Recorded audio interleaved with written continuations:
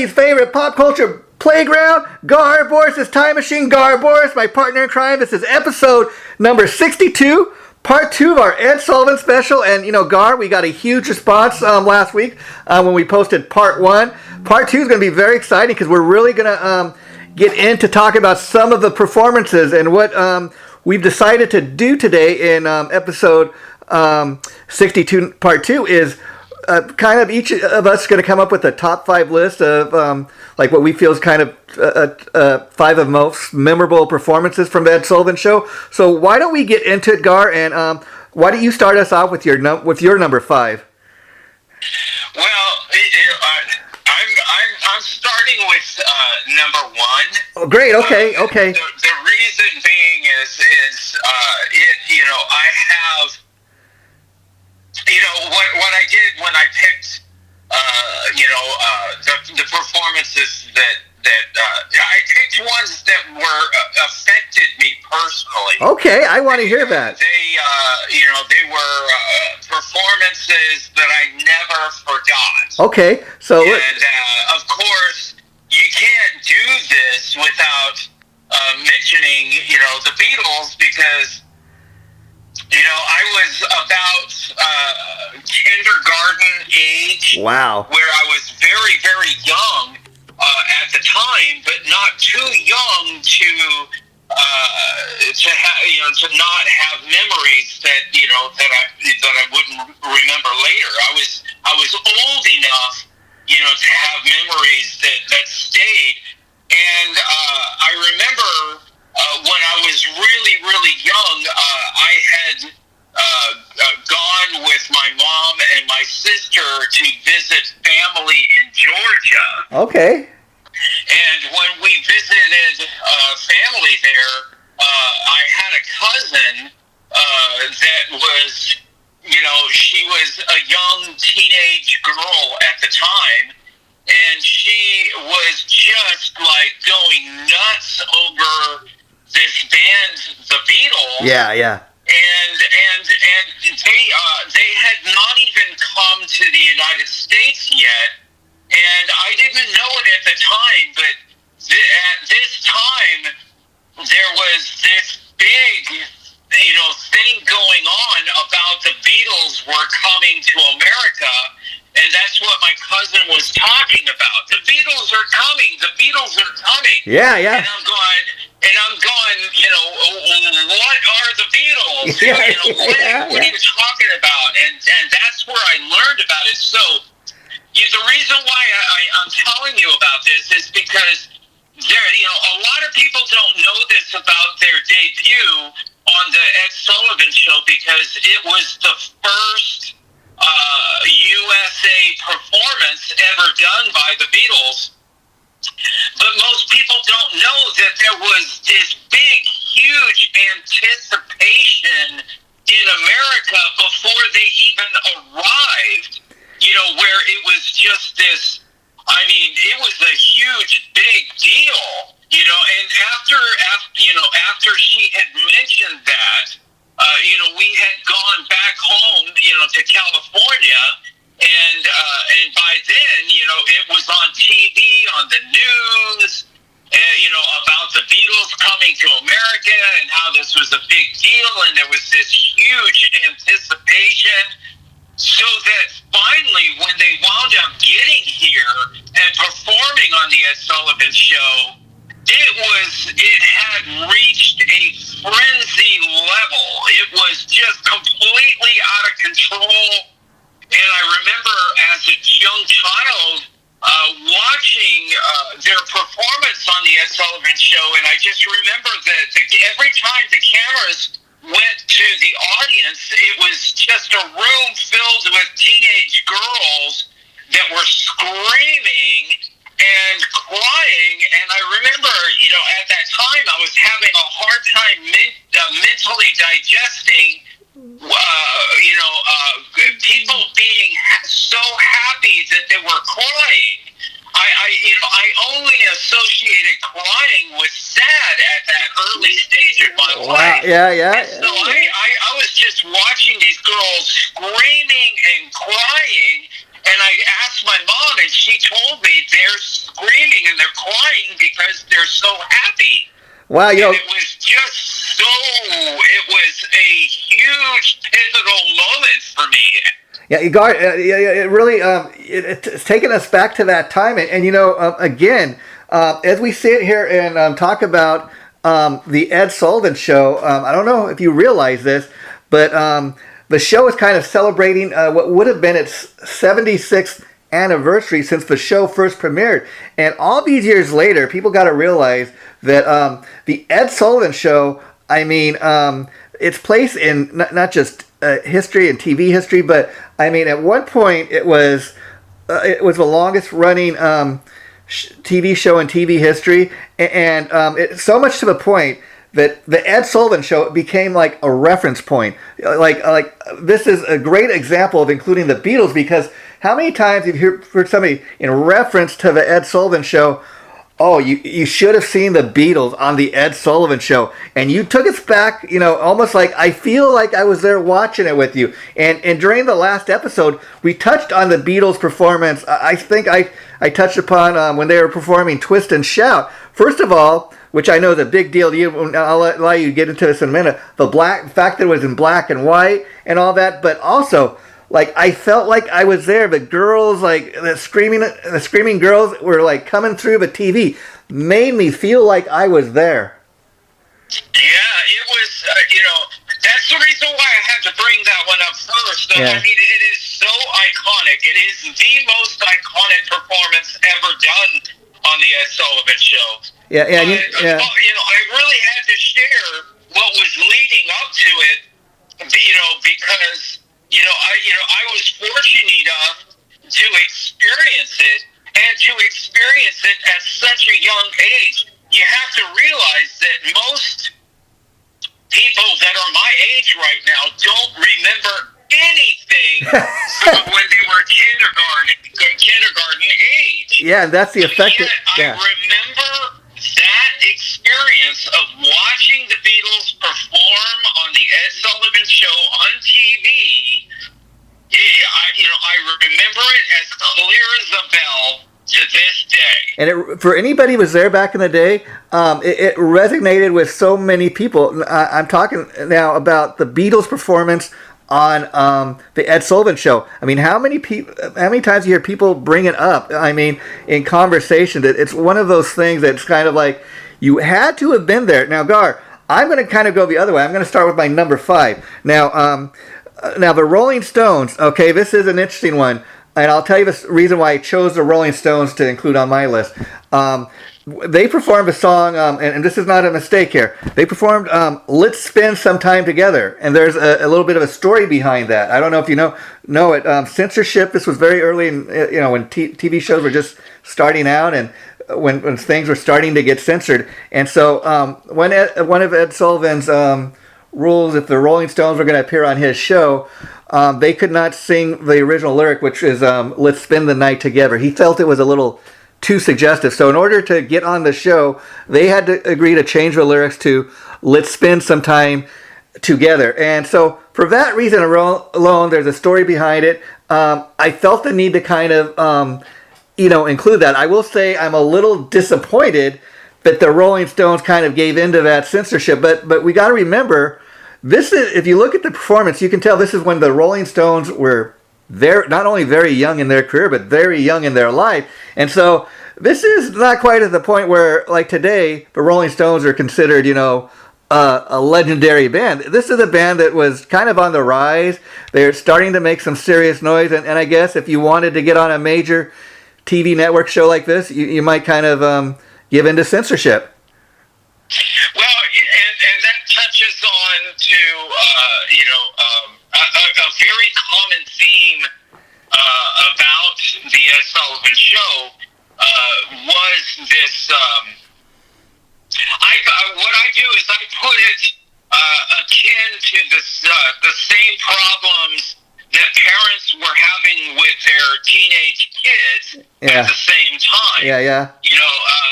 Because kids, at this time, kids were rebelling. It's the '60s. It's the hippies. It's the beatniks.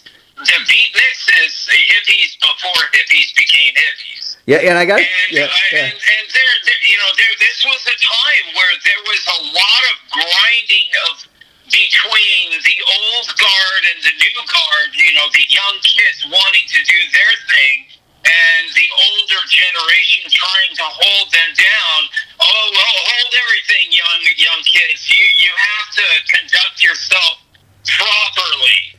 You see what I'm saying? Yeah. And it was at the exact same time that this was going on in homes between parents and their kids.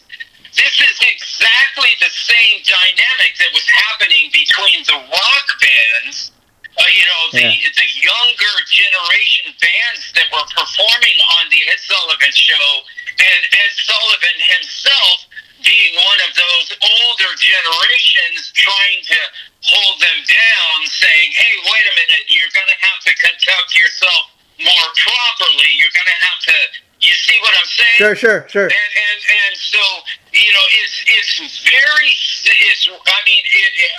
both of those dynamics are the same.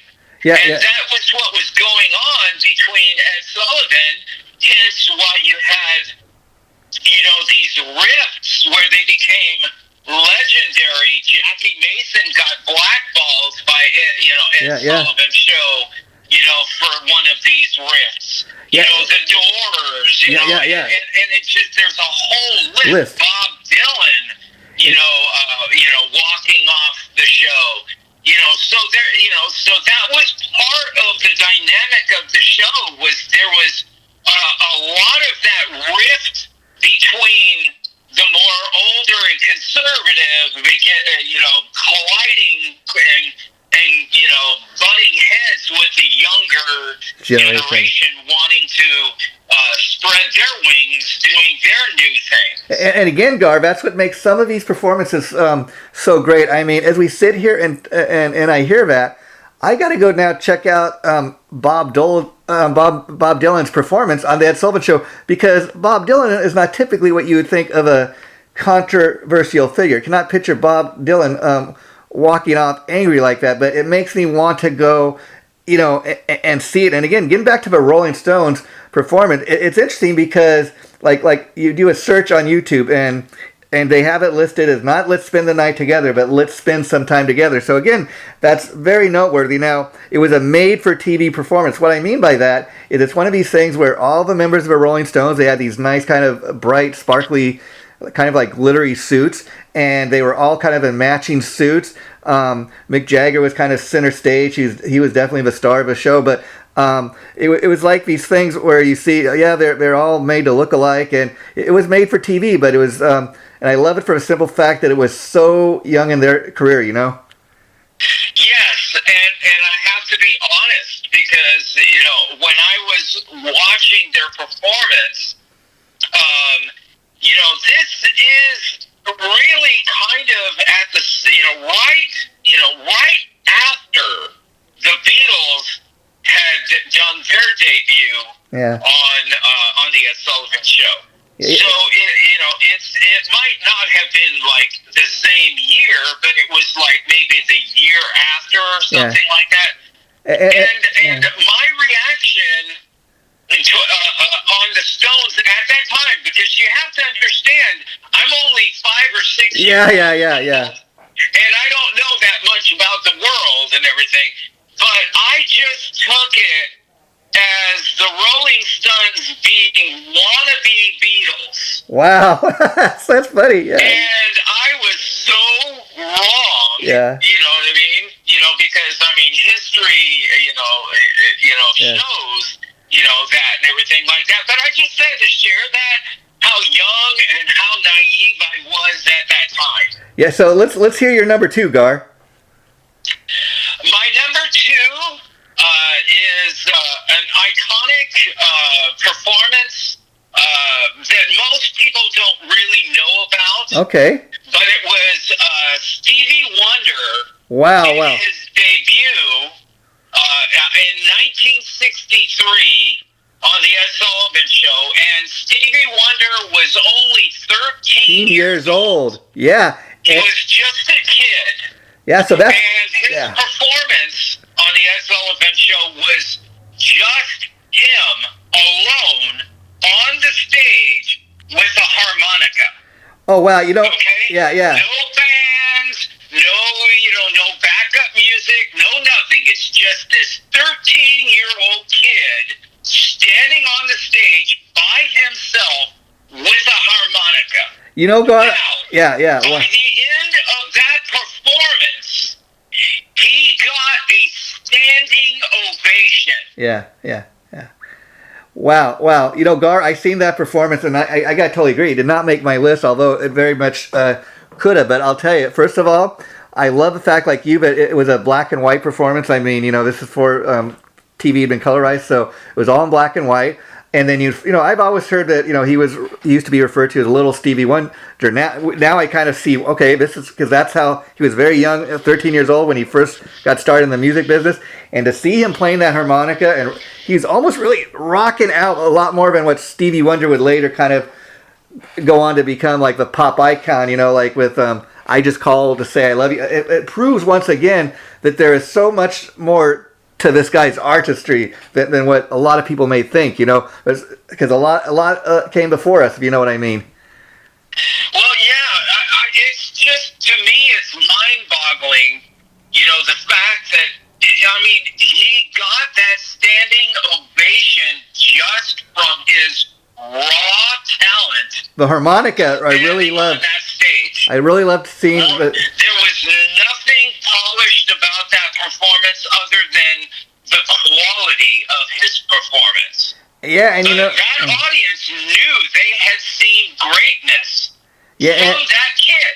Yeah, and because, to be 13 years old, no backup music, and just standing on that stage and doing that performance and getting a standing ovation is a massive accomplishment. Yeah, and here's a funny thing to say, but because I wasn't even thinking about it at the time of watching the performance of Little Stevie Wonder on the harmonica.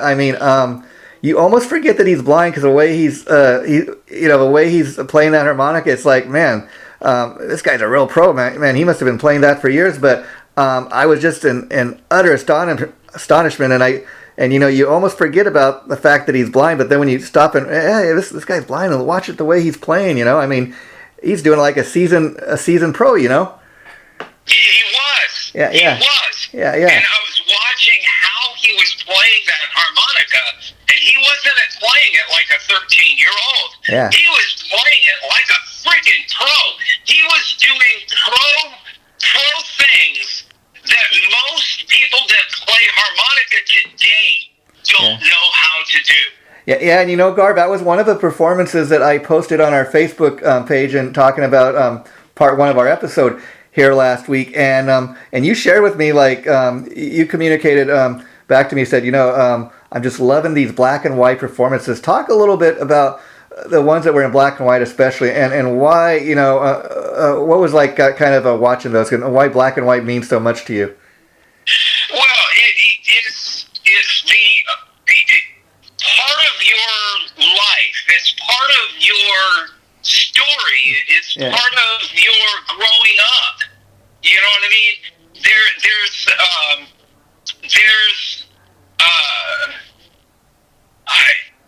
It's something that unless you grew up with it and it was part of your life, you know what I mean, your daily life, you just won't understand why people embrace it so much.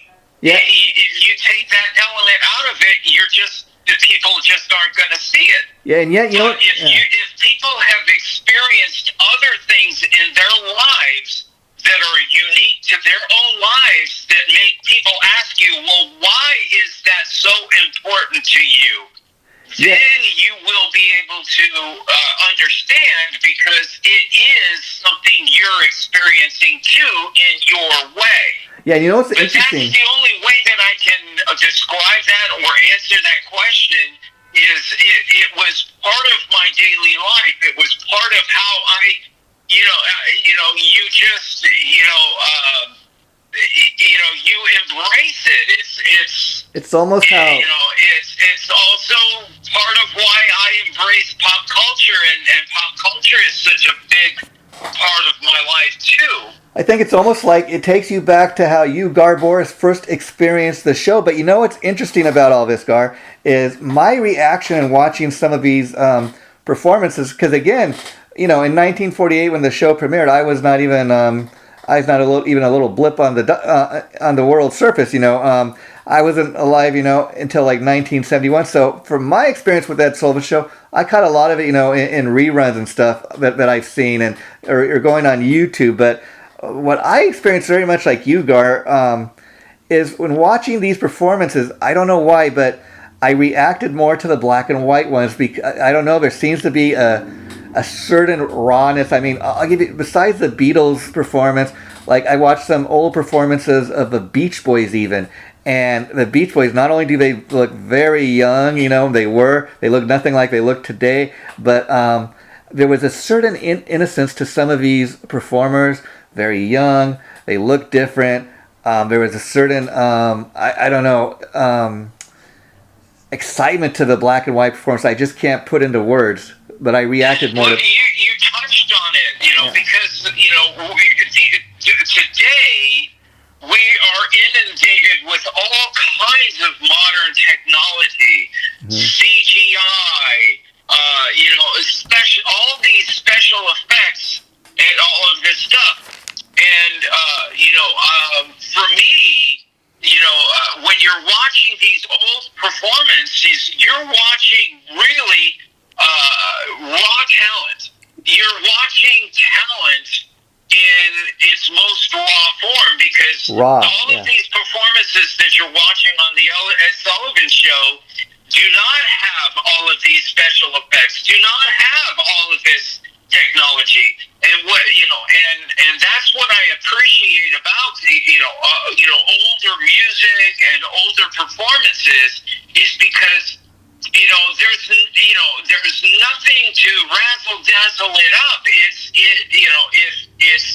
you're watching people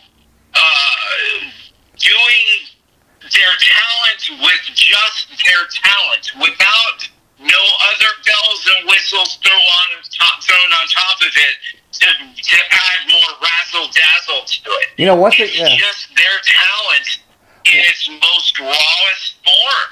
Once again, Gar Borras, you have coined another phrase in the history of our show, which proves why you're a rock star of everybody's favorite pop culture playground. You know, when you're talking about raw talent, I mean, that's a very good way to kind of phrase it because, like in watching the old Beach Boys black and white performances, it's almost like you're seeing, okay, like kind of like somebody maybe seen, you know, an episode of American Idol or something for the first time. You're like, kind of the thought process is, okay, well, it's very young in these guys' career. You just watch these guys because they're gonna blow up in a big way. You just wait and see. And anticipation you mentioned again earlier in this episode. That's another word that pops up often in our episodes, but I think it's a very good one. Now, for my number 4, I included Vanilla Fudge. I've always been a huge fan of Carmine Appice, the drummer, but okay, they were performing the hit Keep Me Hanging On, which I don't know if anybody realizes that was Vanilla Fudge's biggest hit, but it's actually a cover of a Supreme song. And so it's noteworthy for that. And now, if you watch the performance, I've seen it described as, you know, Vanilla Fudge psychedelic rockers, but perform on the Ed Sullivan Show. But this is in reference to Carmine Appice too. This is before he had his famous mustache. He's got a little tiny mustache, but nothing like what he's known for today. And it's very early on in their career. And give you a reference point. Most people, when they talk about legendary drummers, they talk about the fact that, John Bonham from Led Zeppelin, he's the guy that influenced everybody. But like, not only have I read stuff, but I've had the pleasure of interviewing Carmine Appice a few times. And he was telling me that actually, he says, John Bonham told me I was the guy that influenced him. And they were actually friends. So I felt that it was important to include Vanilla Fudge here for that reason alone. I mean, the whole band, if you watch the performance, is on fire. I mean, where does Vanilla Fudge rate in your wheelhouse? Well,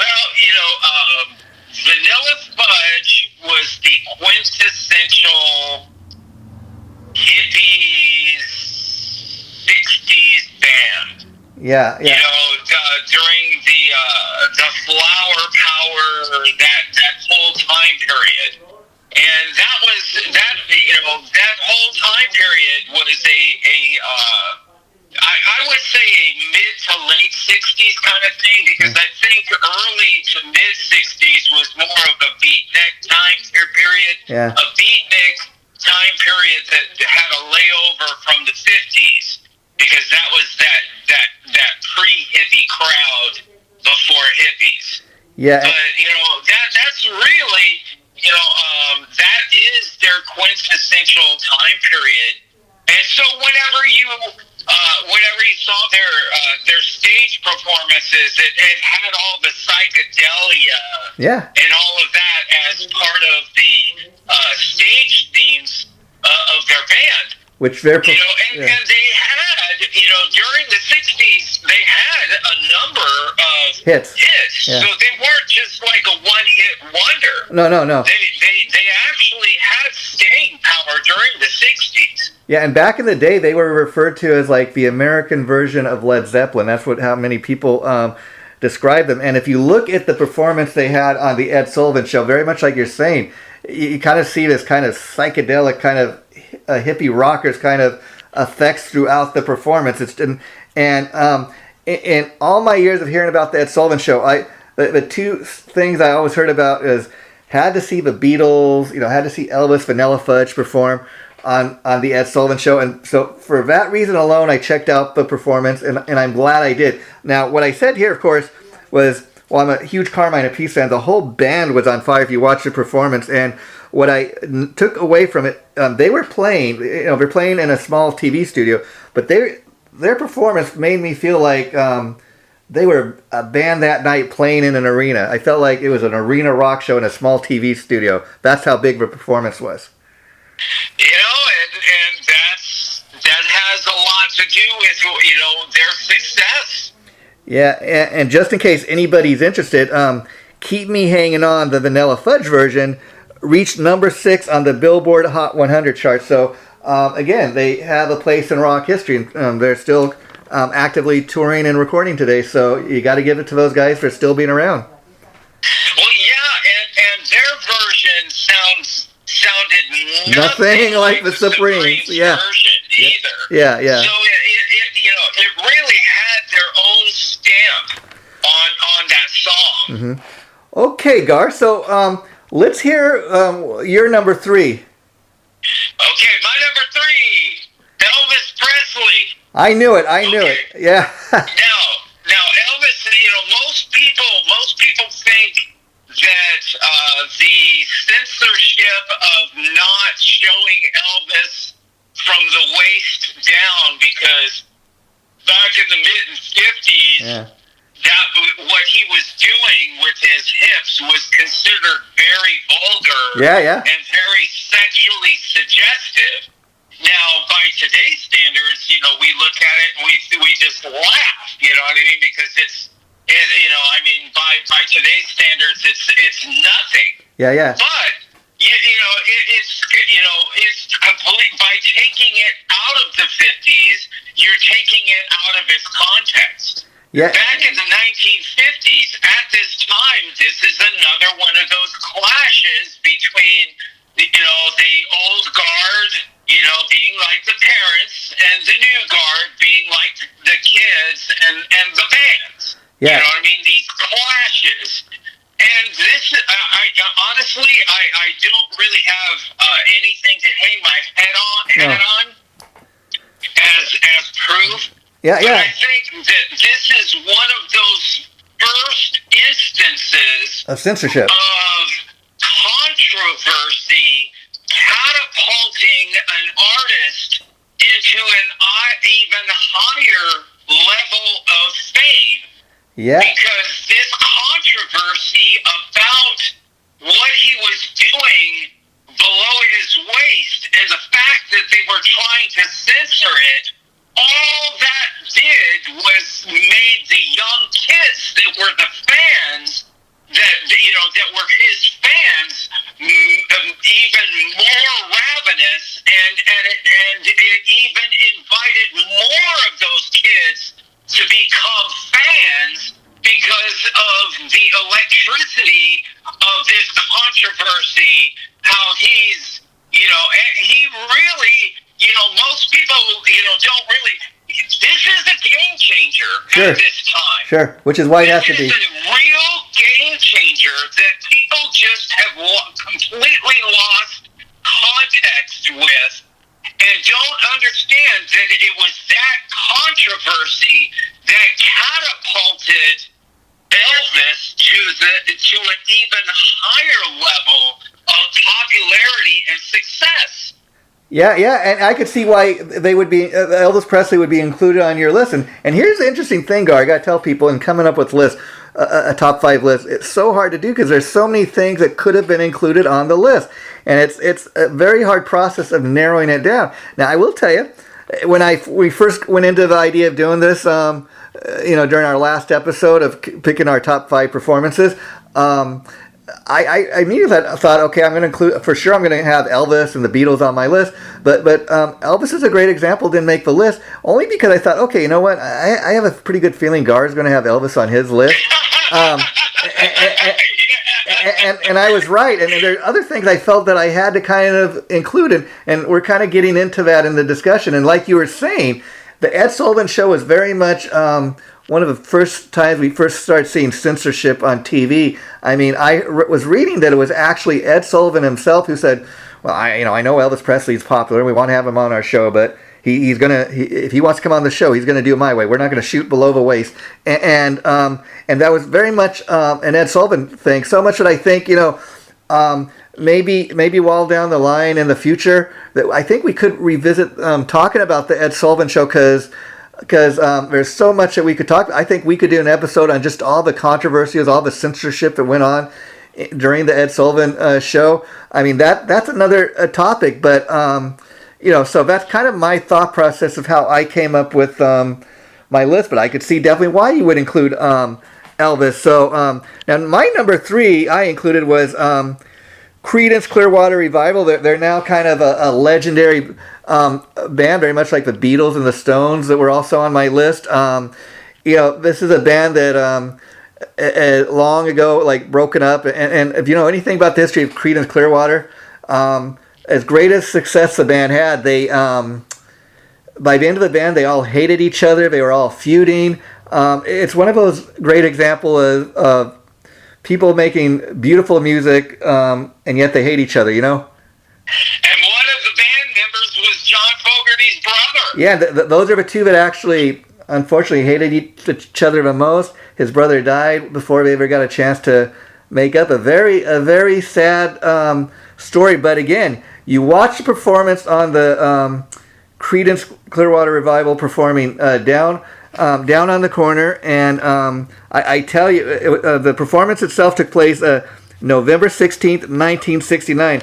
The whole band was just on fire, Gar. I felt like I was there. I watched this song being performed, and I said, that's a band that I wish I could see live. I mean, that's kind of the power this performance had. Well, John Fogerty had that quintessential rock voice. Yeah. And what I mean by that is he had that rasp, to it. Yeah. That gruffness to it, with a la Axl Rose, a la Janis Joplin. You know what I mean? And really, most singers were not singing like that at that time. Yeah. I'm not saying that it didn't exist.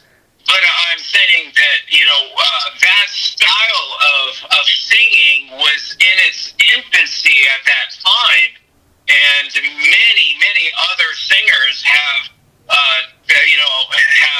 taken the baton and ran with it too, having rasp as a major part of their aspect of their voice. Yeah, in fact, again, if you know anything about the history of Creedence Clearwater Revival, part of the reason for the feuding brothers was that when the band started out, it was the older brother Tom that was the lead singer, but as the band progressed, John Fogerty started writing more and more of his songs. He started singing more. His brother kind of took a backseat to him. and you can't deny that they had the hits with John Fogerty writing and singing, but that was a reason for the feuding brothers, as I said. But I just love their performance on the Ed Sullivan Show, and there's no denying that all the guys in the band were for sure, and I've heard them talk about in interviews over years, influenced by the Beatles. I mean, you look at John Fogerty's haircut, then you could tell he wished he had been a Beatle, And interestingly enough, the band would go on to sell more records than the Beatles. Interestingly enough, and they weren't even around as long as the Beatles.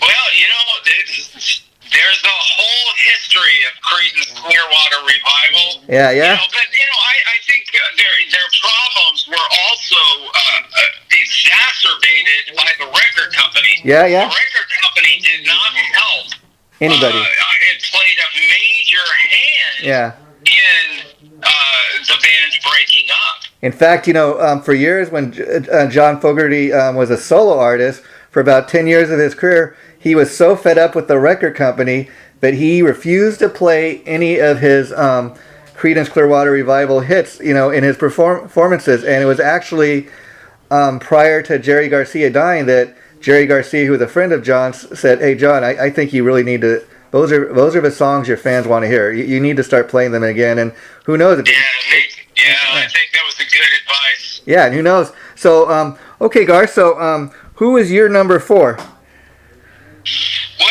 okay, Buddy Holly. I love it. Okay, great. Okay, Yeah. Buddy Holly. The guy only had a 15-month career. Wow. Think about that. Yeah. Buddy Holly only had a 15-month career, and he accomplished in that 15 months more than most musicians accomplish in their entire lives. Yeah, and yet he's referenced, in that song, American Pie, as the day the music died. I mean, dying in that plane crash with Richie Valens. I mean, and I tell you, probably the Buddy Holly song I really get off on the most is "That'll Be the Day that I Die." It's really foreboding, a lot of people don't know this about Buddy Holly. He is also the first major artist to play a Fender Stratocaster in his performances. Wow, I didn't realize that. Fender Stratocaster was a signature to his whole look and everything, just like a Les Paul to Jimmy Page. Gar, you made me, as you're talking about Buddy Holly, some things just popped into my mind that I want to bring up. Like, talk about irony for a minute here. I mean, and what I'm talking about is, okay, Buddy Holly did not have this huge career. I mean, he had, like you said, a 15-month career, and yet he gets referenced in a song by another artist. American Pie. That'll be the talking about the day the music died. This wasn't a guy that had a huge legendary career, 15-month career, and then also That'll Be the Day I Die. Kind of, I mean, almost like he could kind of see into the future that people would remember the day he died. People would. I remember also reading like John Denver, who died in this horrible little kind of single-engine plane crash. His first number 1 hit was "Leaving on a Jet Plane." I mean, again, talk about the irony in those two cases. Well, I also kind of, got that same feeling about Freddie Mercury and reading the lyrics to Bohemian Rhapsody. There seems to be some very vague references in Bohemian Rhapsody, referencing to, how he wound up dying. Yeah. So there seemed to be some forebodingness about it going on in that song, just like Buddy Holly in "That'll Be the Day." Yeah. I mean, it's kind of, it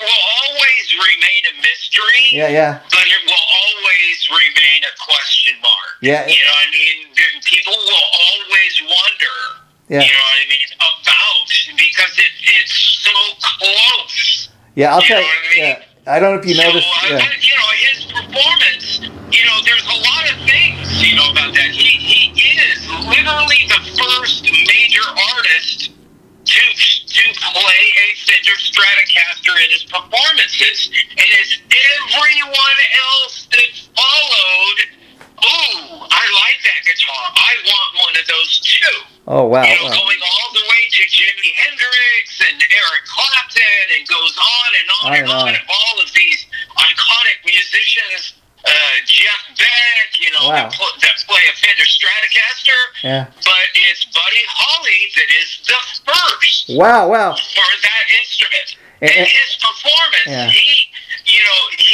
actually, in forming the band and how they actually functioned as a band, was the first of the formula of a four-piece band that followed. Oh, wow. The Beatles followed that formula. Wow. Gar, I know. The same formula. You got a guitarist, a bass player, a drummer, and another guitarist and a singer. You see what I'm saying? Yeah. And that formula was actually created by Buddy Holly and the Crickets. And then another thing that they did that was the first, they were the first of that type of band that wrote their own material. Wow. Now that is an original. Previous to that, it was always separate. You had the singers singing, but you had other people that were the songwriters, and the singers would go and pick and choose what songs that they were going to sing. Yeah. Buddy Holly was the first of the rock band formula, where it was a four-piece band, and they wrote their own material. I would almost say... There's a lot of things that people don't know about Buddy Holly, but he was a true trailblazer. Yeah, He had no idea that he was blazing this trail.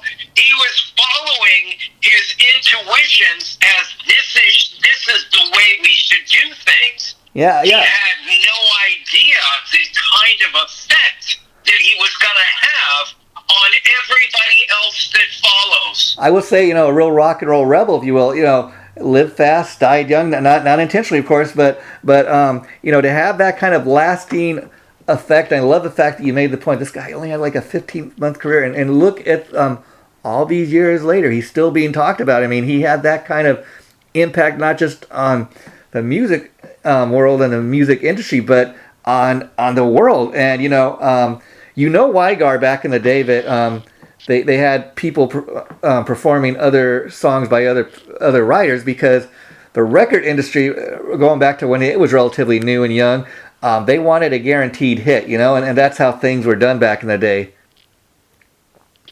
Yeah, and it wasn't, this is pre-album sales where your sales were on singles. Yeah. You know what I mean? And so, that's why, later on, I say the 60s, by the mid-60s, it became a turning point where it went away from the popularity of singles into the popularity of albums. Yeah, and Gar, now, I want to get into my number two, and I'm gonna give you a little hint, see if you can guess what it is. It has to do with magic. Does that help you out? Does that give you any clues? Well, that's the thing about the Ed Sullivan Show, is because the Ed Sullivan Show really was America's Got Talent, Dancing with the Stars, and The Voice all wrapped all up into one. Yeah. Okay. It really was. Yeah, I mean, I do hear what you're saying as far as they had everything from, like Tiny Tim early in his career to, musicians, banjo players, just things you would never think that you typically see on TV. But okay, Gar, you didn't pick up on my point. But my number two was the Lovin' Spoonful performing Do You Believe in Magic on March 19th, 1967. Now, when I first got the idea to come up with our top 5 list, this band didn't even come up on my thought process of bands that would be included. But I went and checked out some of the old performances, which you can do on YouTube as we were discussing.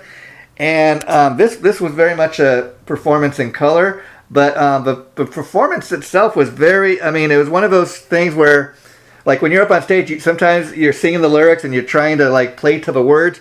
The Lovin' Spoonful did a very great job when they performed Do You Believe in Magic? First of all, they had the like colored background. It would change color, different colors throughout the performance.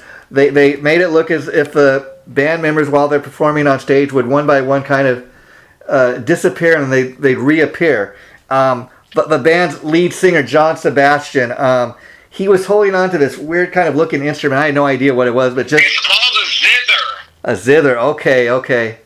But, and then they had this little dog also would reappear and disappear throughout the performance. And it was very much not only a musical performance, but they played kind of to the words, like I said, and it was interesting too because it was a little bit of comedy in the performance, and that's why I thought, okay, this is one of the more standout performances, and it's worth mentioning here. Well, they were another psychedelia 60s themed band, and to keep things in perspective, the Lovin' Spoonful time period was the 60s. Mm-hmm. I'd say mid to late 60s. Yeah. And when John Sebastian went on to his very successful solo career, where he also came up with the theme for Welcome Back Kotter, it's actually the 70s. Yeah, welcome back. It's really kind of two separate careers for one guy. Yeah, and you know what I mean? Because the zither that he used to play was a common instrument that teachers would use in the classroom when teachers didn't know how to play a musical instrument. Yeah. And you would have the sheet music with what button to press down, so when you strum, it was going to play that chord. And so when you're singing the song, you're just looking at what button to press down when you're strumming, and teachers wouldn't have to know how to play the instrument and just follow the instructions in the booklet, and the class would sing the song. It's interesting. So it was a very common instrument that used to be used by teachers in the 60s for the class to sing songs. It's interesting to hear about. I never knew nothing about that. But for that very reason, it caught my eye, and I'm like, what the hell is he playing? I don't know, but it caught my eye, and it almost looked like, he didn't want to be empty-handed on stage. He wanted to look like he had a guitar or something in his hand, but it definitely made him stand out, and that's also, Gar, the other reason I included the Lovin' Spoonful, because don't think I wasn't aware of the fact that he wrote that Welcome Back Kotter theme. I mean, that's both Welcome Back and Do You Believe in Magic? Both are songs that really stick in your head. You can't get the lyric out of your head. I mean, every time I hear Welcome Back, Welcome Back, Welcome Back, it takes me back to Welcome Back Kotter. I mean, how could it not? And so, interestingly enough, the Lovin' Spoonful feeling that they had to be included on my list, believe it or not, actually knocked the Beatles off my list. And again, that sounds crazy, I know. You almost think the Beatles have to be on the list, but I told myself, I just know Gar is going to include the Beatles on his list, and thank God you did. Yeah. I'm that predictable. Yeah. So.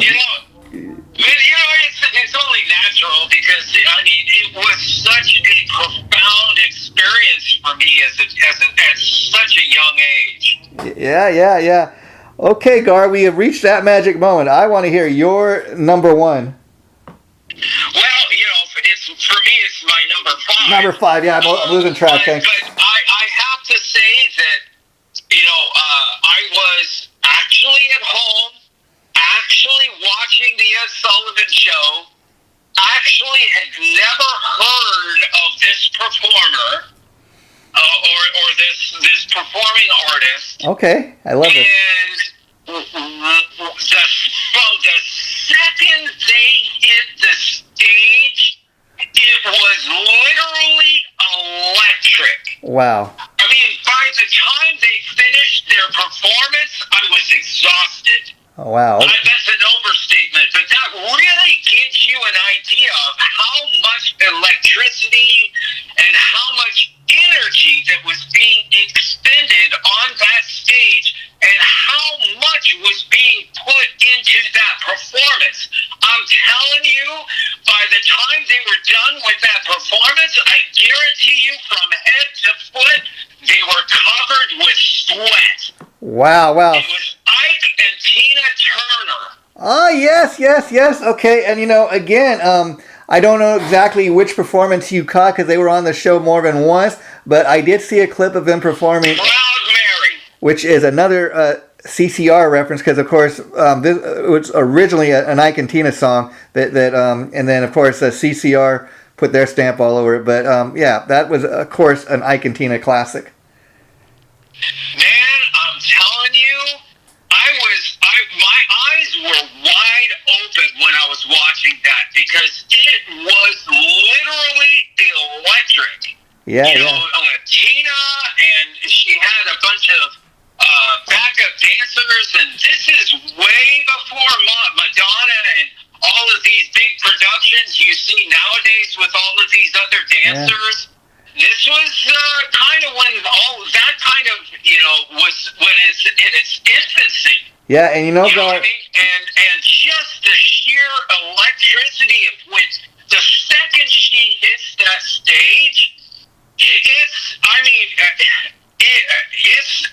can't watch it without your eyes becoming like wide like saucers. Yeah, I think there's some of the fact that they were married, they were a couple, but let's be honest, like even in your description about that performance, you referenced Tina Turner, because let's be honest, she was a star of the show. I think the fact that they were together, that played a role in the group's success, but it's sad you watch that and you think, okay, this is a married a couple, they seem to be in love, but putting that aside for a minute, I mean, Tina Turner's performance was so dynamic, but it's kind of sad that you would see what, her and Ike would, of course, eventually, break up because supposedly, he was very abusive to her, didn't treat her too good. That's what we've heard over the years. And sadly, by the time he died and the end of his career, he was not too successful, without Tina Turner. I mean, he continued to play clubs, I guess, throughout the rest of his life, but he did not go on to have that kind of success after him and Tina Turner were no longer together. Well, it speaks for itself. The talents, the cream rises to the top. Yeah, for sure. She was the talent. He was the one that was trying to hold her down. Yeah. Unfortunately, she made the smart decision, to get out because honestly, from that scenario, the way that it was, portrayed to the public, there's a very good chance that if she would have stayed with him, she would have been dead. Yeah, and Gar, I got to go on record here and say that, domestic violence has been a thing for many, many years, not to kind of get on our soapbox, but I got to say, in mentioning Tina Turner, I mean, she played a huge role in, what she did in her personal life, getting away from an abusive husband. People that looked up to her started kind of saying, "Oh wow, if she can do it, maybe I can get away from my abusive man." And so we can't kind of shortchange what she did there. So I think it's a very big thing. Now I'm getting to my number one, Gar, and this I'm not surprised that this is my number one. Except I will say too, this band kind of knocked the Beatles off my list as well because. I'm gonna. My number one was actually The Doors, and I knew The Doors was gonna make my list because again, it's another one of those performances you always hear about. But amazingly enough, if I'm honest here, I'll say if you look at the two performances between The Doors and let's say the Beatles performing Twist and Shout I think that the Beatles performance was much more dynamic. But we got to admit too, Jim Morrison, like he was center stage. He was the star of the Doors. He was a star of that show, we'll say. But I included The Doors because in talking about the censorship, the Doors were the one band that did not give in to the censorship. They were kind of warned by Ed Sullivan, okay, you guys can go on and perform your hit Light My Fire, but we want you to change the lyrics, very much like they told the Rolling Stones. You can't say the word "high, girl, get you higher," because people might think it's a drug reference. People might think you're referring to drugs. And the Doors agreed to kind of go along with that, but it was after they hit the stage, without telling the rest of the band, that Jim Morrison kind of gave his middle finger to Ed Sullivan in a way. He decided to perform the song in its original format, because he said at the end of the day, you know what? Light My Fire was the number one song at the time. I did not feel justified in changing the lyrics to the number one song, the way the fans heard it and loved it. So for that reason alone, the controversy and him kind of giving Ed Sullivan the middle finger, I had to give it to Jim Morrison. Well, it's funny because when he actually did it, he really put an emphasis when he sang it on that word. Yeah. So he didn't just sing the lyrics the way they were originally meant to be sang. Yeah. He actually put an exclamation mark on it when he sang that particular part, which made it much more of an in-your-face to Ed Sullivan. Which I gotta say... But then again, it just goes back to, I'm getting very repetitive on this, but it's just a critical element to success is controversy. Yeah. And that controversy of him doing that, and it did not hurt Jim Morrison or the Doors in the slightest bit, because their fans, more younger people became fans because of that controversy. Yeah. And it's always those clashes between the conservative, older generation and the younger wanting to do their thing. These clashes between the two, that actually create these controversies that actually catapults these artists to even higher statuses. Yeah, and to kind of put a cap on today's episode, in reference to the Doors' performance on the Ed Sullivan Show, the other thing about it is, first of all, it resulted in the Doors never being allowed to return to the Ed Sullivan Show again. It didn't seem to be anything that affected the band, but they got a lifetime ban.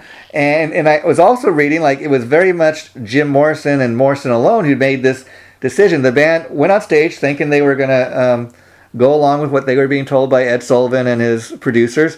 And while the band is on stage, they kind of realize, oh, wait a minute, he's not making the change that we promised to. So they had to kind of just go along with what Morrison was doing. And I think that takes a certain level of talent as a band, of musicians, to be able to kind of just on the fly think you're going to do one thing and be able to go back to, performing the original song.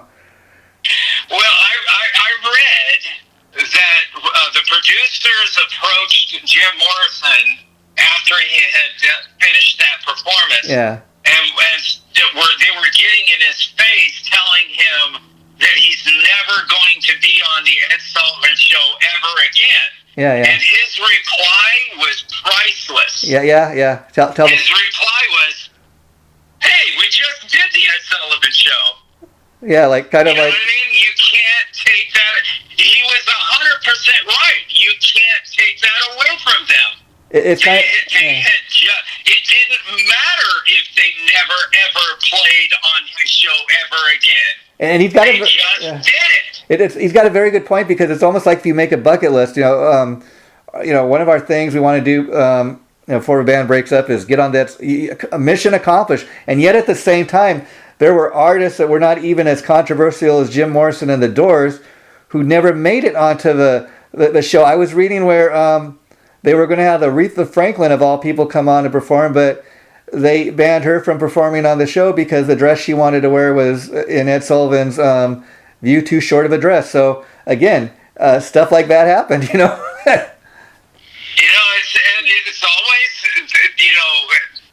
unfortunately, the people that are more conservative, that are trying to hold the younger down, yeah, it's, even to this day, still have not realized that whenever they are doing that to try to squash whatever it is they don't like, they're going to get the opposite results. Yeah, I think, you know... And that rule still applies today. Yeah, I think, though neither Ed Sullivan or The Doors or Jim Morrison were hurt. I mean, both are continued to be talked about. I mean, The Doors' performance forever on the Ed Sullivan Show will be talked about. It was something, you know, like Jim Morrison said, hey, mission accomplished. We already performed. We don't need to appear on your show again, you know, kind of giving Ed Sullivan the FU. But yet again, the Ed Sullivan Show had such an impact on people that, you know, this year is actually celebrating the show's 76th anniversary, which, hey, any show that's still being talked about 76 years later after it first premiered, I think has achieved something. Yeah, huge. And we you know, I don't know, you know, we'll talk about it, but, you know, 5 is not enough. Yeah, exactly. In fact, Gar, that is so true. I got like Sonny and Cher, I got Janis Joplin, you know, and you know, when I was referencing earlier that, you know, this show's like America's Got Talent, Dancing with the Stars, and, you know, it's got all of that wrapped up into one, because, I mean, the Ed Sullivan Show, you know, we talk about the musical performances because, I mean, there are so many iconic musical performances that were done on his show. You know, most people don't know that they also had comedians, they had higher wire acts, they had guys spinning plates on the show, they had jugglers, they had ventriloquists, they had all kinds of other stuff. So it was a true variety show that, you know, that was not necessarily only centrally focused on musical performances. Yeah, well, I'll tell you what. And a lot of people have lost that over the years. That you can go to YouTube and you can watch some really funny comedians do their performances on the Ed Sullivan Show. Comedians that are icons today. Well, you can catch them early in their career when they were much more raw, you know, and much more controversial in the material. Well, Gar, and, you know, so that's the thing about the Ed Sullivan Show is it wasn't just musical performances, even though that is the major thing that people think about today. You're so right. That you know, show encompassed a lot more than just that. I mean, you're so right, Gar, and that was the thing about coming up with a top 5 list. It was just kind of like what we can do in 1 hour's time, you know. And so that's kind of why we chose to do that. Now, I will say we are just getting started. I mean, we got one more part 3 of our Ed Sullivan Special. And next time we're going to focus kind of on what you're talking about, the breakout stars. Now, when I say breakout stars, I mean, I couldn't believe it. I actually found an old black and white episode featuring, of all people, comedian Bob Newhart, very early in his career. So we're going to touch upon some of that next time when we do this. But before we go, Gar, I'm going to make a commitment to you, and I think you'll like this. Like we were previously discussing in part 1, the Ed Sullivan Show is one of those things where I think we can revisit over and over again, and we can do many more future episodes on this, but we just kind of, you know, take a little time off and talk about different things. But this is one topic I think we can revisit many, many times. Absolutely, and I like that. You know, keep it fresh by doing them periodically. Yeah. You know, I mean, spreading them apart, because I mean, his show encompasses so much. Yeah, I mean, so I mean, you know,